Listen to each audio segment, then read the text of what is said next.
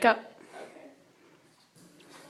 So I get pulled aside in class, everyone casts a last glance as I pass, too nervous to react to the public interest. In fact, I'm shaking with each step, unsure of what's next. The pretty face asks if I've heard about you, heard about last night, heard what you've been going through. I tell her that I know you and I understand the things you do, lost in pain too deep, making you unable to move on.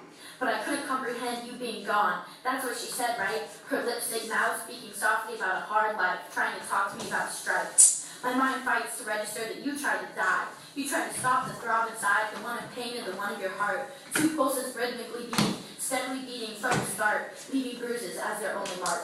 Battle scars stained dark. Never before had I imagined a specific date to hold a fate that threatened to suffocate my source of beauty in the world. Because without my dancing girl, there'd be no harmony for us to twirl to. November 28th. I think about what I did that day. Woke up, dressed up, ate some and hurried up. Drove up, learned stuff, went home thinking I had it tough. I ate dinner, lied down, TV on as the background sound, and the whole time you were thinking I want out. You were testing us that day, praying for someone to say, you look so sad, are you sure that you're okay? Would you have broken down your web, exposed your complex soul's depth, shared some pain to lighten your burden, or would you have nodded, smiled, and crumbled only behind the curtain that is your face with a seemingly genuine grace? I snap back to reality. This lady is staring at me worriedly, trying to read my eyes, looking for a sign of consciousness so she can lie to herself that I'm fine. No part of me is fine, that I cannot deny. I understand the cycle that people won't forever be alive, but what I don't and won't and refuse to find logical is a state that makes one contemplate doing off with themselves just to be in a faraway place because this one is apparently so full of hate, it has no hope worth waiting for. What are we here for? I know it's something you constantly ask, and I know you still haven't got the satisfactory answer back. You won't know until you know, and it won't know in fact. But if you're patient with destiny, everything will make sense, and you'll live on as if living on ecstasy. You must taste the love, feel the love, notice the love being radiated toward you from every one of us. And although you don't mean it, it kind of stings that it's not enough. I say this only because I want you to know I'd do anything in the world to make you glow, see your teeth show, and feel your pulse slow and steady and calm. I'd do anything to make you not want to be gone. Suicide, there I said it, suicide. The word cuts through the air as it cuts like a literal knife. Suicide synonymous with permanent, selfish, and most painful for the ones that don't actually die, but knew the guy or girl that is now no longer physically present in this world.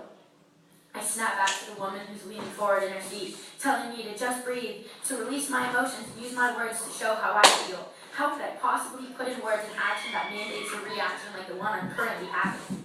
I studied this lady, hair pulled back, business suit, matter of fact. I'm rambling and confused and numb inside. I am terrified. I didn't even notice when I started to cry. I'm talking to myself, but the lady nods encouragement, and meeting the company right now, I start giving you a million compliments. It was everything I've ever wanted to tell you, exposed in a sob. Me thinking I finally lost you, and this is all I've got to prove that you are mine, albeit it was a limited time.